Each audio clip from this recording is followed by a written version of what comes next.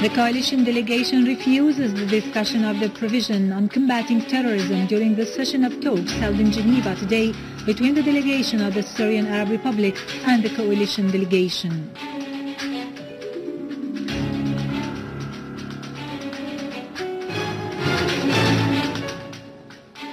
Lavrov affirms that the Geneva talks must contribute to an end to terrorism.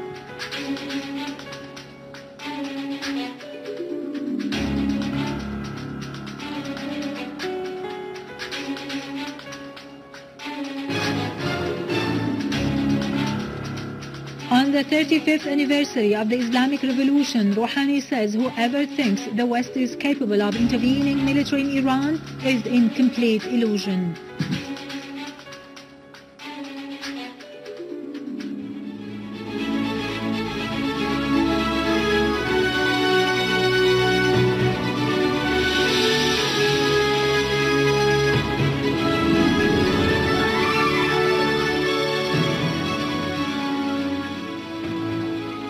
Good afternoon, ladies and gentlemen, and welcome to our news for today. The Deputy Foreign and Expatriates Minister, Dr. Faisal Miqdad, has said stopping the bloodshed should be a priority for all the Syrians so that every Syrian would be able to live in peace, and then we would be ready to discuss anything.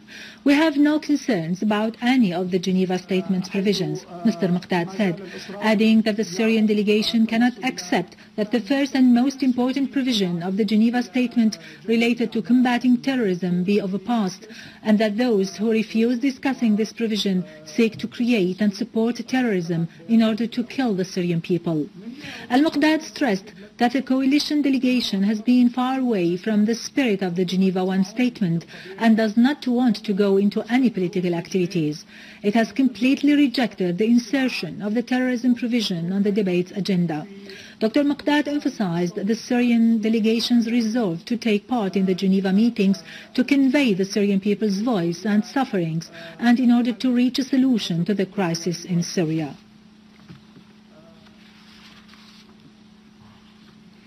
Sana's correspondent to Geneva has said the coalition delegation rejects inserting combating terrorism on the draft agenda and that no agreement has been reached on the draft agenda during the session. The Syrian Arab Republic's delegation pointed out that no talk is possible about Syrian political issues and that, in harmony with the Geneva Statement, no other provision may be discussed before discussing the subject of combating the terrorism from which the Syrian people have been suffering. The Syrian Arab Republic's delegation stressed that the subject of terrorism started to be discussed today and will continue to be discussed until a joint national project to combat terrorism is reached.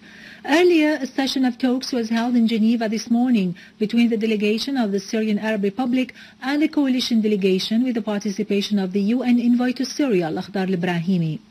At the request of the Syrian Republic's delegation, the session started with a minute of silence observed in honor of the martyrs of Man village in Hama suburbs, as well as Syria's martyrs.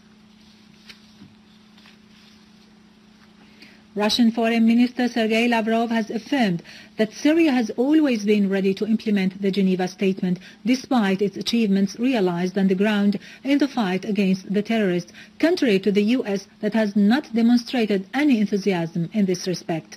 In a press conference he held with his Algerian counterpart Ramadan Al-Amamira in Moscow, Lavrov said, "The reports about the Syrian government going back on its acceptance for the Geneva Statement are false, as it has always announced its intention to discuss the statement in all its provisions." Lavrov added that according to the Geneva Statement, the Syrian society with all its factions should be represented within the framework of the inter-Syrian dialogue. The Syrian government is constantly seeking to implement international legitimacy and combat the extremist terrorists who are fighting on its land, Lavrov pointed out. He added that the humanitarian draft resolution submitted at the UN Security Council is absolutely unacceptable, and using the humanitarian issue today is but a repetition of the chemical weapons scenario to create a pretext for foreign intervention in Syria and to put Russia and China in a provocative position to change their stance. The Russian foreign minister said the terrorists are the main obstacle in the way of the arrival of the humanitarian assistance into any region in Syria. He stressed that all the affected areas must be dealt with without distinction.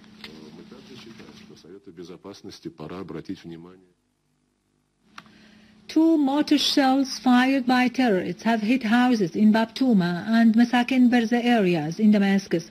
A police source said that a mortar shell hit a house close to Al-Bakri bath house in Bab Touma area, which caused material damages without injuring citizens. The source added that another mortar shell fell outside a house in Masakin Barza area, causing material damages only.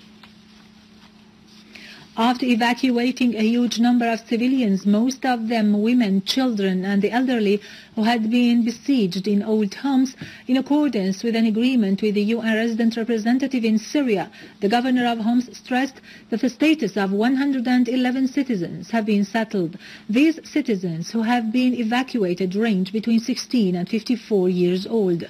The increasing number of civilians who have been evacuated has been considered as a positive sign. Therefore, the negotiations ultimatum agreed upon by the government and the UN has been extended for 3 days.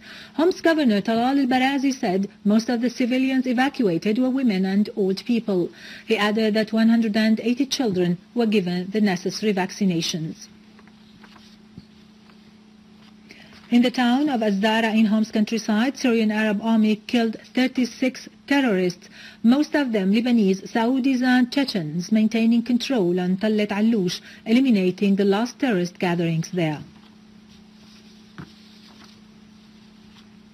In Aleppo, the Syrian Arab army has achieved progress in some areas in the ancient part of the city. The news camera has been at the site of the explosion, which was caused by terrorists at the Court of Justice building. Syrian Arab army units have also cleared Astafahiyya village and controlled some of the buildings surrounding it. The authorities in the governorate of Dar'a have settled the status of 200 people from As-Sanomain province in Dar'a, northern suburbs. Several persons said they had been deceived by the media and religious misleading reports, hoping that all those who have been misled would return to the correct stand and contribute to the construction of the homeland. They said that they would open a new page with themselves and their homeland and would return to their original jobs, which had formed their source of livelihood before they were involved in carrying arms. In Lebanon, gunmen driving a Mercedes attacked 3 Syrian workers in the northern town of Shakka, robbing them of all of their money. The attack is part of a series of assaults carried out recently by armed men, most likely supported by Al-Mustaqbal bloc, against Syrian workers in Lebanon. Finally, Iranian President Hassan Rouhani has asserted that those who back terrorism in Syria, Iraq and Afghanistan have created many problems, adding that all should think of bringing security to the region. In a speech marking the 35th anniversary of the victory of the Islamic Revolution in Iran in 1969, Rouhani said that the date 11th of February 1979 represented a victory for the Iranian people and national unity against tyranny and foreign occupation, and in realizing the people's will that the country be run by Iranians only to achieve stability, national sovereignty and overcome attempts made by the foreigners to humiliate the Iranian people who have suffered from the interference of the foreign forces. Within the same context, millions of Iranians have marked the 35th anniversary of the victory of the Islamic Revolution in Iran by staging mass rallies in various cities and provinces, asserting adherence to its principles and to the Iranian leadership in combating forces of hegemony and supporting the axis of resistance in the region. With this, we end our news for today. Thank you for watching. For more details about Syria and the region and to view this bulletin again, you can always visit our website in English, syriaonline.sy. Till tomorrow, all the best.